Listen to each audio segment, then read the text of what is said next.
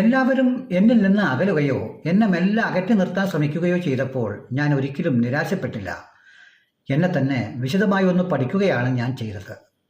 പഠനശേഷം ഒരു കാര്യം എനിക്ക് ബോധ്യപ്പെട്ടു. എൻ്റെ സംസാരം തന്നെയാണ് മറ്റുള്ളവർക്ക് അലോസരമാകുന്നത് എന്ന്. അതിനാലാണ് അവർ അകന്നു പോകുന്നതോ അല്ലെങ്കിൽ എന്നെ അകറ്റി നിർത്തുന്നതോ എന്ന്. അപ്പോൾ ബാല്യകാലങ്ങളിലെ ക്ലാസ്സുകളിൽ പഠിച്ച ഒരു വാചകം എൻ്റെ മനസ്സിൽ ഓർമ്മ വന്നു: മൗനം വിദ്വാനഭൂഷണം. അതിനുശേഷം ഞാൻ കൂടുതൽ സംസാരിക്കാതെയായി.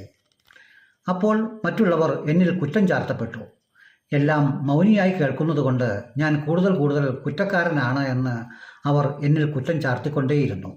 അങ്ങനെ ഞാൻ വലിയൊരു കുറ്റക്കാരനായി. കുറ്റം തെളിയിക്കാൻ എന്നിൽ തെളിവുകളൊന്നുമില്ല. അപ്പോൾ ഞാൻ മറ്റ് ജീവജാലങ്ങളുമായി കൂടുതൽ അടുത്തു, പ്രകൃതിയുമായി കൂടുതൽ ഇഷ്ടപ്പെട്ടു. അങ്ങനെയാണ് പച്ചപ്പാണിൻ്റെ സന്തോഷം എന്ന ചാനലിലേക്ക് ഞാൻ എത്തപ്പെട്ടത്.